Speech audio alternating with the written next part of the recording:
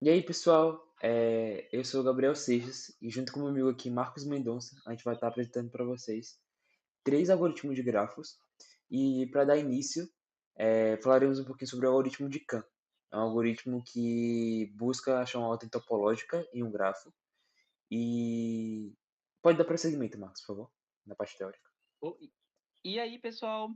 Então, para a gente começar, a gente vai falar um pouco da parte teórica e eu vou mostrar que, aqui, né, por meio de um exemplo, como é que esse algoritmo funciona.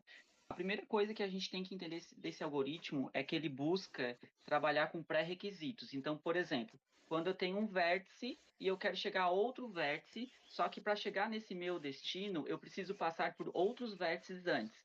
Então, existe esse pré-requisito para chegar no meu destino. Logo, nessa situação, a gente vai utilizar o algoritmo de Kahn. E para isso, como é que ele funciona? A primeira coisa que a gente tem que observar no grafo é qual vértice ele só está saindo um arco dele, não recebendo. Se a gente perceber aqui, a gente consegue ver que o 5 e o 4 eles não estão recebendo arcos, só está saindo arcos. Logo, eles serão, digamos que o nosso início, a gente vai começar por eles. Então, como é que funciona? Depois que eu identifico esses vértices que só estão saindo arcos, eu vou colocá-los em uma lista, ou melhor, em uma fila, e depois disso eu vou cortar, eu vou excluir, né, esses arcos que estão saindo deles, ok? Depois que eu faço isso, né, eu já sei quais são os vértices que eu tirei, porque eu coloquei ali na fila, eu vou fazer novamente aquela pergunta do começo. Quais vértices agora está apenas saindo, né, não estão recebendo arcos? E a gente consegue perceber aqui que nós temos o 2 e nós temos o zero. Então, da mesma forma que a gente fez com o 4 e o 5, a gente também vai colocá-los em uma fila. E depois disso, a gente vai excluir todos os arcos que estão saindo deles. Agora sobrou o 3 e o 1. E novamente a gente faz aquela pergunta: qual dos vértices entre 3 e 1 que não está recebendo, só está saindo arcos? Né? E a gente consegue perceber que nós temos o 3 nessa situação. Logo, da mesma forma, a gente vai colocar o 3 na fila, a gente vai excluir, né, o arco, e por fim, obviamente, a gente vai ter o 1 que vai sobrar, né? Então a gente coloca ali na fila. Então, portanto, no final, né, a gente consegue descobrir essa ordem aqui, né? Essa ordem de pré-requisitos. Deixa eu só mostrar aqui. Bom, então essa é a parte teórica, né? Como é que funciona. A gente tentou mostrar rapidinho como é que é a ideia do algoritmo de Kahn, mas a gente vai para a parte principal agora, que é a programação, né? A parte prática do código. Pessoal, para trazer um pouquinho mais de prática aqui para a gente, trouxemos essa questão. Ela basicamente vai ser o seguinte: Sandro ele é uma pessoa organizada e ele precisa de uma lista das ordens das coisas que ele precisa fazer no dia. Caso você não consiga, né, apresentar uma ordem para ele, você precisa printar que Sandro falhou. Então, como é que funciona? A entrada vai ser composta de um N e de um M. O N vai ser o número de vértices e o M o número de arestas. Então, a entrada vai ser de X, essas entradas aqui embaixo, né? Vai ser o que ele precisa fazer antes do trabalho Y. Podemos ver isso aqui como um vértice apontando para outro vértice, né? Que seria basicamente o pré-requisito de Y. E é isso. Para agilizar um pouco, eu deixei um pouco da questão preparada aqui já. E basicamente isso aqui é só a parte de entrada mesmo. Tratamento de entrada. Então ele vai receber o N e o M, né? Número de vértices e número de arestas. Vai criar um vetor de vetores que vai representar nosso grafo. Vai ter um vetor chamado grau entrando para todos os arcos que estiverem entrando. Então ele vai aqui, né, rodar um for para ler todos os arcos. Então ele aponta o arco X para o arco Y e fala que o grau do Y entrando é mais um. Ele faz uma fila de prioridade, né, que o Marcos explicou ali que a gente vai precisar de uma fila de prioridade para falar as ordens. Então ele vai aqui, caso o grau de entrando vai ser zero, ele coloca na fila. E aqui, basicamente, vai ser o vetor da nossa resposta. Então, para começar, enquanto a fila não tiver vazia, né? A fila de quem tem entrada com grau zero, o arco de entrada com grau zero. Enquanto não for vazia, se não funciona. Tá ok. Enquanto não for vazia, o que a gente precisa fazer? Então a gente vai ter que retirar, né, o atual do topo. Então, aqui, top. Aí foi. Fazer um pop para retirar ele da fila, certo?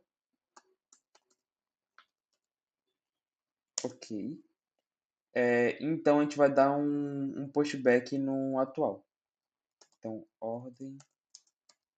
Que ele vai ser o primeiro da nossa fila, certo? Então, ponto pushback. Ele vai ser o nosso atual.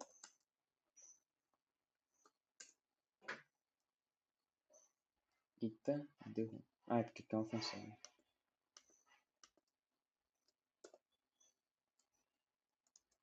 Foi. Ok, foi. Então, a gente vai fazer o seguinte. Para cada vizinho que a gente tiver nesse... Para cada vizinho que a gente tiver nesse grafo, vizinho do meu atual, certo? Aí a gente vai fazer o seguinte. A gente vai diminuir o... Eita. A gente vai diminuir o grau que estiver entrando desse vizinho específico. Então, vizinho.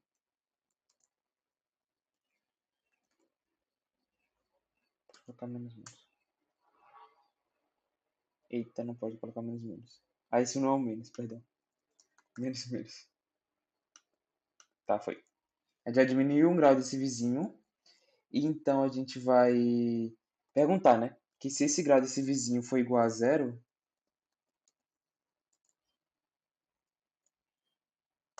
Vizinho. Oxi. Vizinho. Foi igual a zero. A gente vai ter que fazer o seguinte. A gente vai ter que colocar ele na fila, certo? Então, pq.pushback.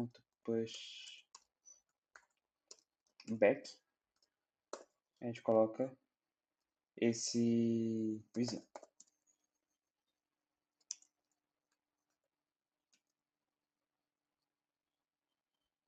Então, oi.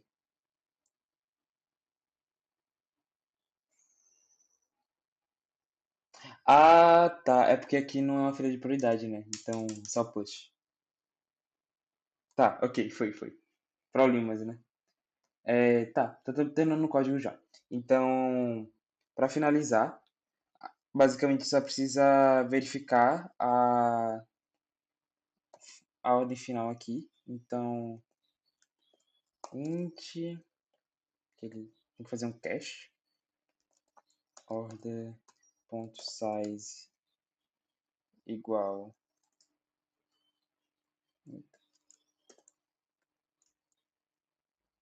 a n, quer dizer que ele vai conseguir fazer todas as coisas que ele tinha para fazer, né? Opa, que é ordem. Tá. Então é só fazer um for. Então for int i igual a 0 e menor que n e mais mais.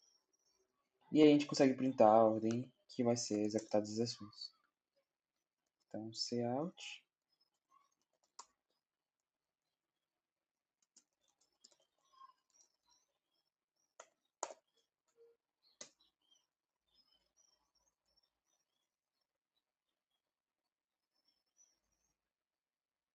Tá. E aí, caso ele seja o último, enquanto. Printar o espaço, né? e menor que n menos 1, eu printo os espaços.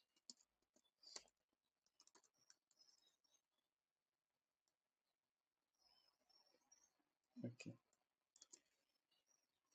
Opa, ponto e vírgula. E aí depois eu só printo o barra n. Cout, entrar. Tá. Tá, ok. Se não, é só printar o é só printar que ele não vai conseguir fazer o que ele deveria fazer. Que não vai ter o tamanho necessário, né, de todas as atividades.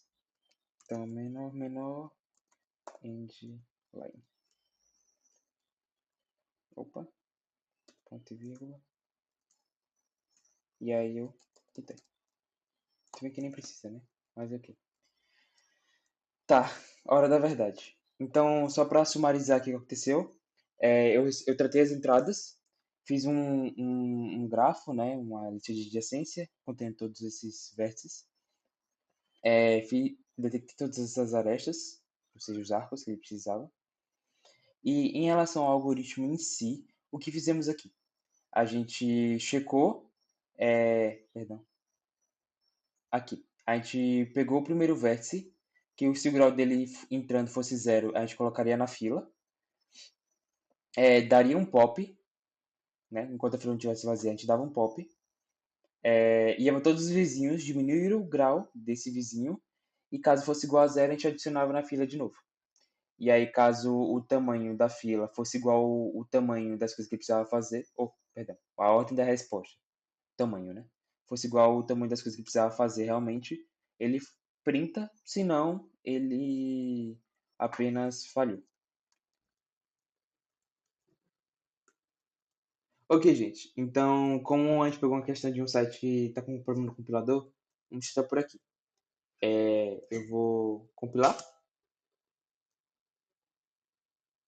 Tá, compilou. Vou rodar agora. Pegamos a entrada aqui, né? Já está aqui no Ctrl C. Tá, só colocar. Opa, perdão. Deixa eu puxar de novo aqui. Então a entrada é 2, 2, 1 e 2. 2 e 1. Ai, Sandro falhou. Como consta aqui, né? Sandro falhou quando entrou 10. E aqui em cima. Perdão, perdão. Tá. Vou deixar com essa entrada aqui.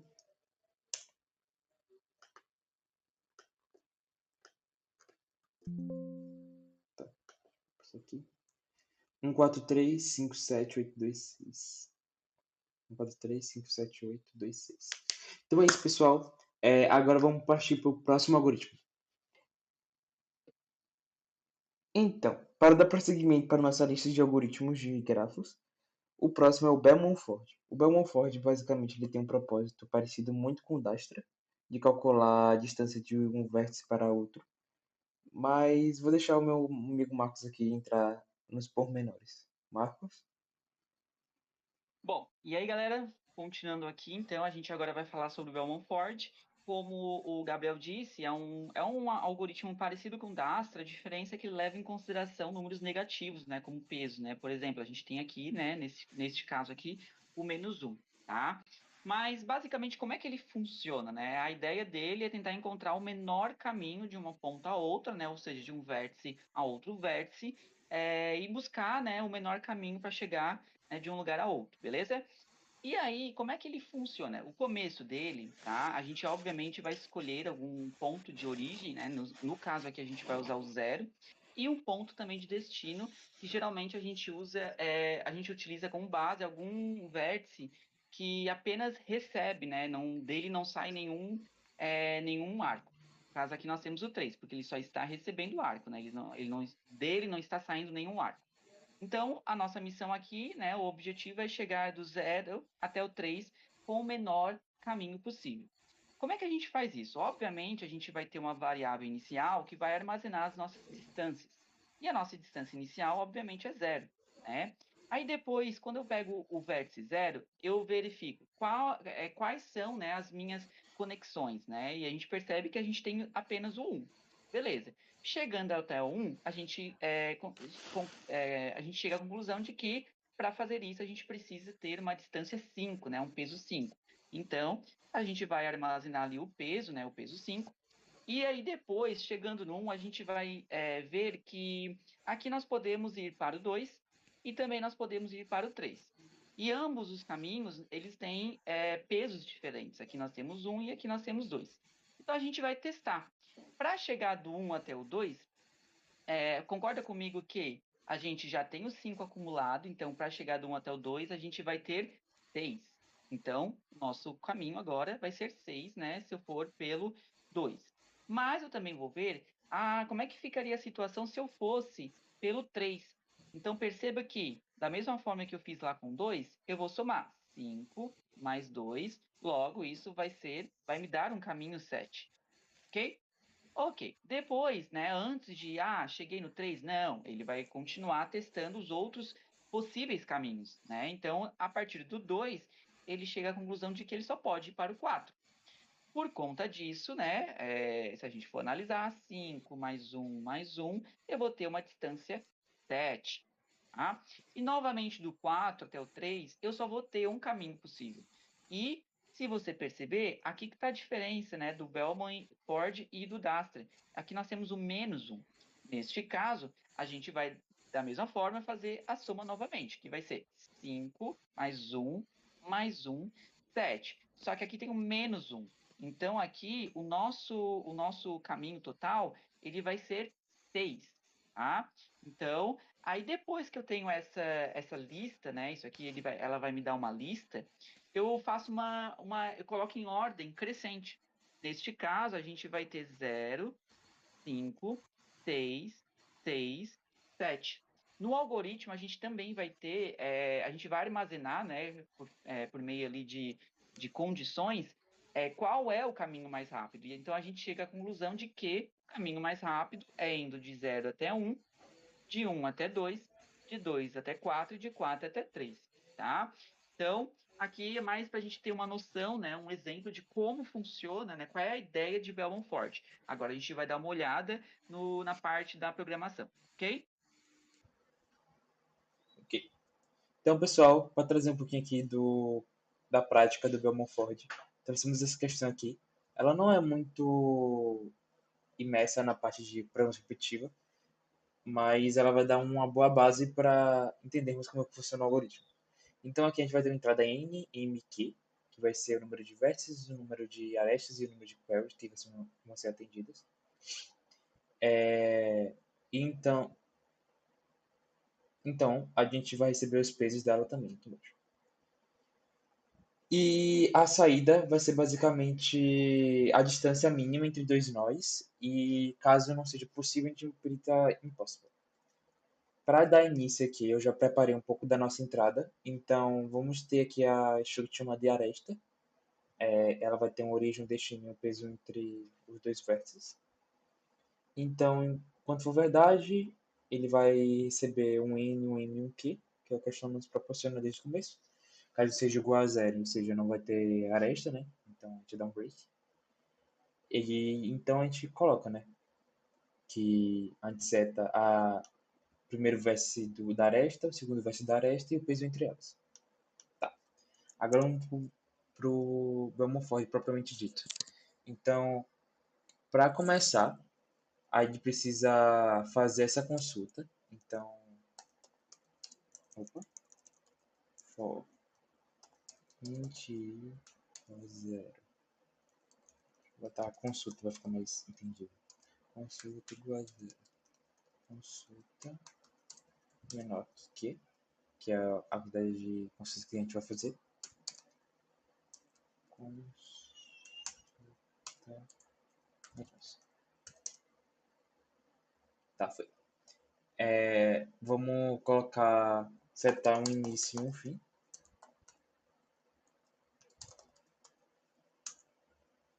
E receber, né? Esse início e esse fim. Ok. Como todo o algoritmo do Bellman-Ford, precisamos fazer um vetor que vai ser responsável por falar a distância entre cada vértice. Então a gente vai iniciar ele com um número n de vértices, todos eles com o tamanho de infinito, porque a gente não vai saber qual é o peso de cada aresta no começo, certo? E a gente seta a distância do vértice inicial para ele mesmo como zero, que a distância dele para ele mesmo vai ser zero. Depois disso, é bem simples, na verdade. A gente vai fazer um for iterando sobre todos os vértices do gráfico, menos um, porque a gente já sabe a distância dele para ele mesmo. E para cada aresta do gráfico, tá, foi. Para cada aresta do gráfico, a gente vai ter que fazer o seguinte. A gente vai se perguntar, a distância dessa... Opa, a distância do gráfico do vértice atual, ela é diferente de infinito, porque se for infinito, a gente já pula, né? E caso a distância do vértice da origem mais o vértice do peso, o peso do vértice for menor do que a distância do destino, que é onde a gente quer chegar,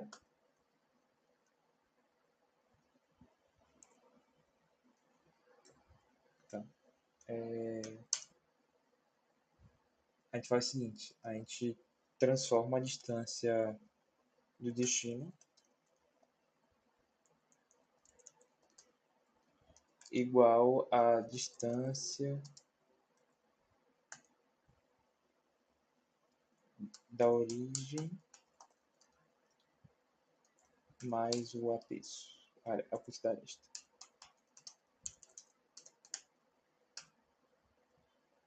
Tá.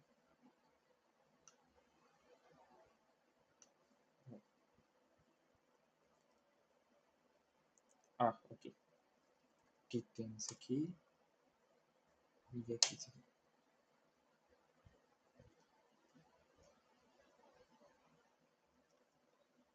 Não tá dando erro ainda. É porque aqui é arestas. Tá, aqui o erro já foi. Aqui embaixo.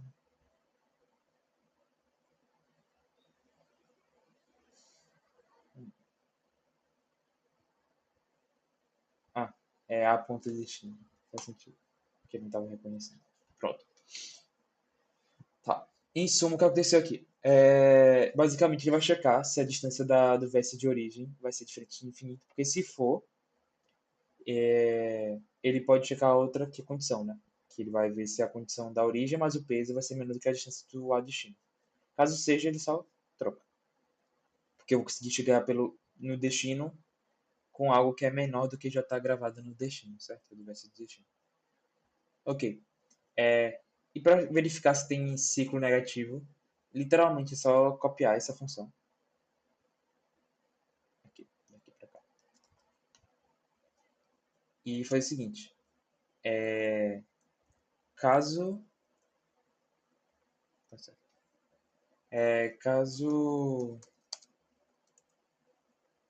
eu tenha um ciclo... perdão. A gente vai colocar o ciclo como false no começo, o ciclo negativo. Tá? Vamos colar isso aqui. E aí, em vez de a gente atualizar o peso, a gente só coloca que ele vai ter um ciclo negativo. Pode ser modificar isso aqui. Vou colocar que ele vai ter um ciclo negativo. Então, tem ciclo igual a true. E a gente quebra esse loop. Tá. Deixa eu ver se eu tá errado aqui. A gente faz... Não, tá definido. Acho que eu botei no lugar errado. Tá, peraí. A editação tá ruim.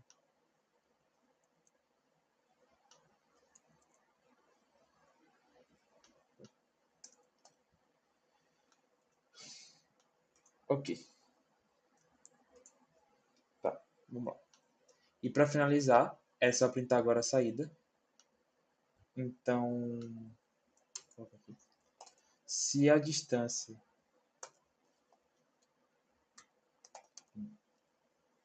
igual a infinito, a gente vai pintar que vai ser impossível.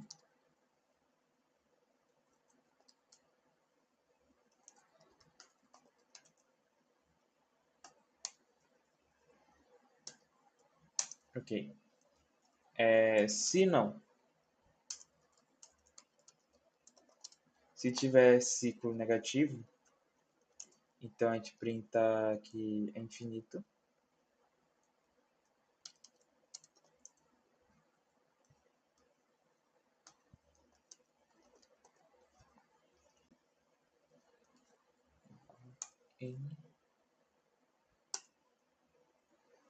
Se não, a gente vai fazer a distância pro fim.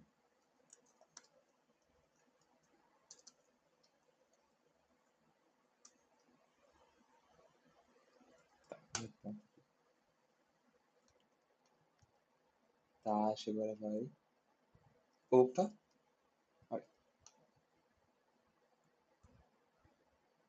Olha, 2 foi. Aí, boa! Simbora. Próximo código. Então, pessoal, com o último algoritmo agora temos o Floyd-Warshall. Ele tem a propriedade de calcular a distância de todos os vértices para todos os vértices. Para entender mais um pouquinho de como essa lógica dos códigos funciona, por favor, Marcos, pode dar prosseguimento. E aí, pessoal, então, dando continuidade, a gente vai falar sobre o algoritmo de Floyd-Warshall, né? E aí, é um algoritmo, como o Gabriel disse, que ele possibilita vários caminhos possíveis, né? De um vértice ao outro. Então, para exemplificar como é que ele funciona de forma conceitual, eu trouxe aqui um exemplo, né? Eu tenho aqui um grafo. E para a gente poder fazer uma simulação, né, de como ele funciona na parte teórica, a gente tem que fazer uma matriz de distância, né? Então, como é que a gente monta ela? Colocando, né, os vértices. E uma coisa que a gente já tem que definir é que nessa diagonal a gente não pode preencher com nenhum valor. Tá? Então, ele sempre vai ser um valor, como se fosse um valor nulo, né? Ele não vai ser ocupado.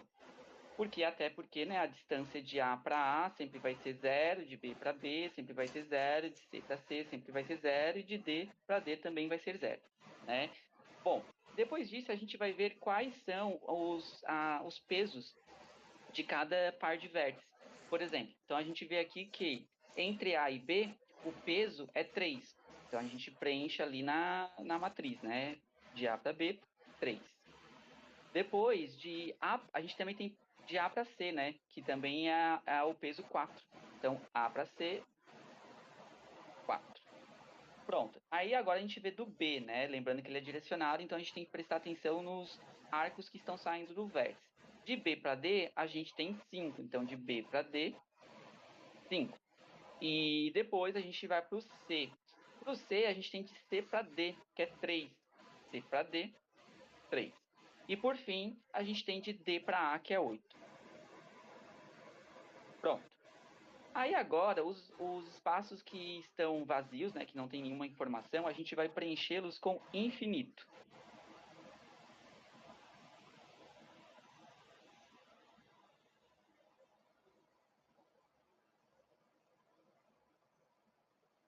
Pronto. Agora, qual é a lógica? A gente vai fazer todas as possibilidades que a gente pode fazer de caminho. Como é que a gente faz isso na parte conceitual, né, teórica? A gente vai pegar uma coluna e somar, né, com uma linha. Então, a gente sempre vai pegar, por exemplo, a linha A com a coluna A. Então, vamos começar aqui com a linha A, 3. 3 com infinito, a gente não consegue encontrar nenhum valor, da mesma forma que aqui com o infinito do C também não conseguimos, mais o 3 com 8, a gente consegue o valor 9, 10, 11. Então, como é que a gente preenche? A gente vai ver onde eles estão intersectando, ou seja, onde eles estão cruzando, digamos assim, e a gente completa ali com o resultado que deu. 11. Pronto. E aí a gente continua, né? A gente fez com 3, agora a gente vai fazer com 4. 4 com infinito não vai dar nenhum valor, 4 com infinito também não vai dar nenhum valor, e 4 com 8 a gente tem o 12. Então, novamente, a gente vai ver onde eles intersectam e vamos chegar no valor 12. Ok? E aí, como o D ele é infinito, não adianta nem a gente testar, porque tudo que a gente fizer com ele não vai fazer mudança, né? Lembrando que a gente sempre vai ignorar as diagonais, ok? Pronto. Depois que a gente fez A com A gente vai fazer agora B com B. Da mesma forma, né? A linha com a coluna. Então, 3 com infinito vai dar infinito, 3 com infinito vai dar infinito, agora 3 com 5 vai dar 8. Então, a gente vai ver onde eles estão se cruzando e preencher. Pronto, já fizemos com 3. Aí agora a gente agora vai fazer com 4. Novamente, 4 com infinito não tem como, 4 com infinito não tem como. Agora 4 com 5 vai dar 9. Só que perceba, aqui no cruzamento a gente já tem o 8. E 8 é menor do que 9. Então a gente vai deixar, continuar com o 8. A gente não vai colocar o novo valor que é o 9. Porque 8 é menor do que 9, então não faz sentido a gente substituir por 9. Pronto. Aí agora a gente vai fazer a coluna C com a linha C. Mesmo esquema. Então, infinito com 4 não vai dar nenhum valor. Ou melhor, com 3, né? Ou com 4 nenhum valor. Então, como é infinito, a gente já pode ignorar. Da mesma forma aqui, a gente pode ignorar aqui também. Né? Agora, quando chega aqui no 3, aí a gente vai ver, ó, 3 com 4 vai dar 9.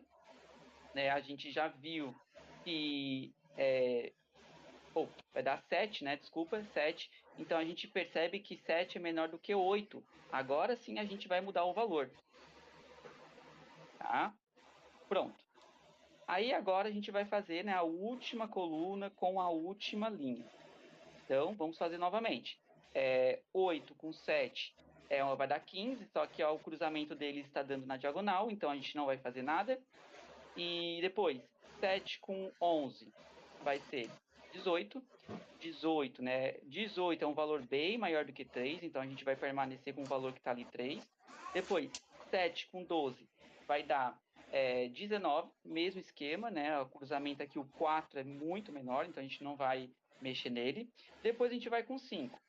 5 com 8 vai dar 13, logo aqui no cruzamento a gente vai atualizar.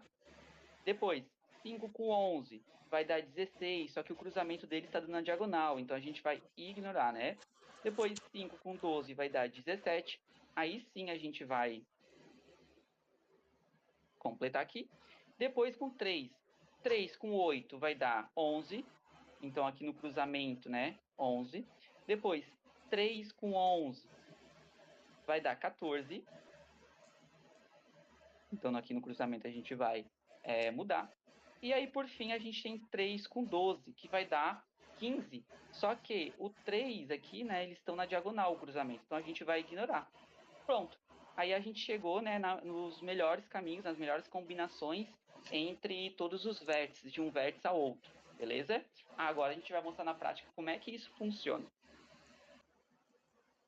Então, gente, o último algoritmo aqui, a gente trouxe essa questão aqui, que é o Find the City with the Smallest Number of Neighbors at a Threshold Distance, que basicamente você precisa encontrar o menor número de vizinhos possíveis a partir de uma distância limite. E aqui ele vai dar um número de vizinhos, aí você vai ter de vizinho de 0 a n-1, aresta, né, que vai ligar uma cidade à outra e o peso entre elas. E aí você precisa basicamente fazer a saída que seja o número de cidades mínimas visitadas. Ok. Dito isso, vamos começar aqui a codar. Tá. Eu já tratei aqui, né, o que o LeetCode vai me dar. Eu vou retornar aqui a resposta. Então vamos começar assim. Primeiro, vamos fazer um for. que ele vai atribuir toda a cidade para ela mesma, vai ser igual a zero. Então, i menor que n, i mais, e aí a distância de para i igual a zero. Tá. Agora a gente vai fazer o seguinte: a gente vai viajar pela todas as arestas, ou seja, as estradas. Ok. É o seguinte. Então, A é zero, V igual a E1,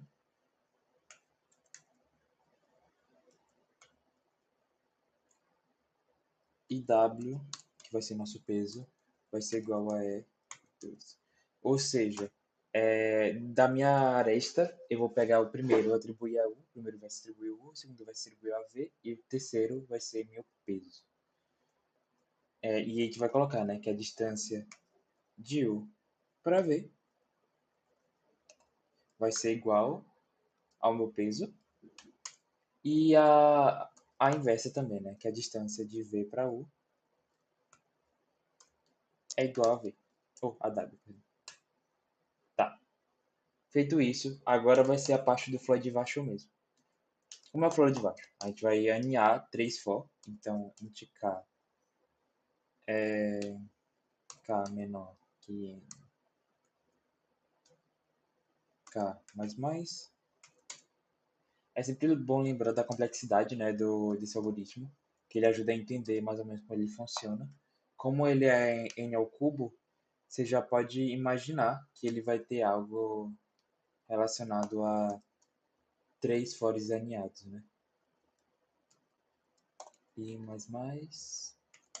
e por fim, o último for, né? Int j igual a zero, j menor que n, j mais. Ok. E agora o que a gente faz? Você pode analisar em qualquer livro que normalmente eu vou te mostrar a mesma coisa. A gente vai testar que a distância de... A gente vai perguntar, né? O seguinte. Queremos saber se a distância de I mais K... Melhor, foi o seguinte. A distância de J, ela é maior do que a distância de I para K mais a distância de K para J. Caso isso seja verdadeiro, a gente só atribui, né, a distância de J para C, só para agilizar. Né? Vai ser isso aqui. Como assim? Então a gente vai fazer o seguinte: caso a distância de J, que a gente já conhece, seja maior do que a distância usando um intermediário, então quer dizer que a gente pode substituir, né, a distância do I até o intermediário e do intermediário até o J pela distância de J, que a gente acabou de conhecer. Ok. Feito isso, ok. Feito isso, agora a gente vai fazer o seguinte. Vamos criar um mínimo de cidades atingíveis, né? Atingíveis aqui, igual a n mais 1, que é o número de vértices mais 1. E o número de cidades restantes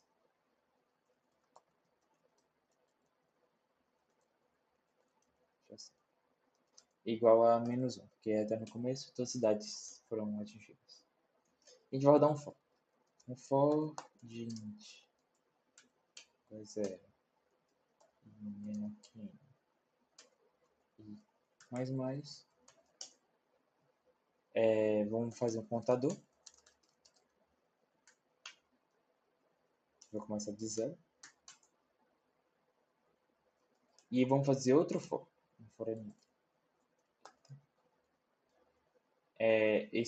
Vou mostrar de GEP também. Aqui. J mais. a gente vai fazer o seguinte. Se o I for diferente do J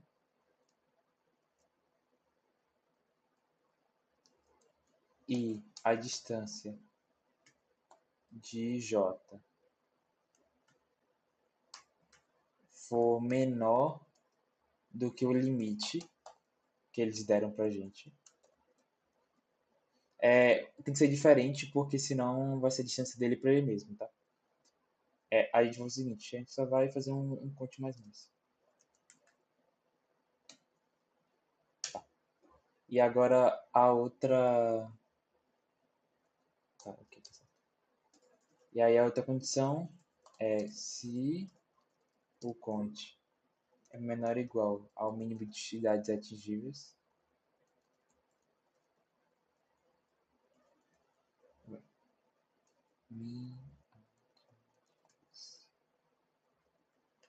a gente vai colocar aqui a cidade que a gente atingiu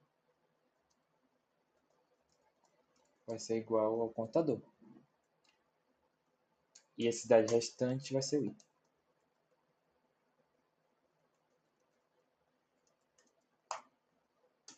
Tá.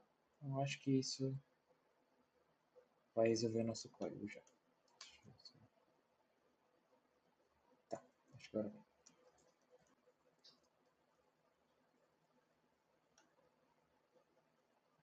Tá, o erro tá na cidade, né? Mas eu troquei aqui. Tá, eu acho que agora vai.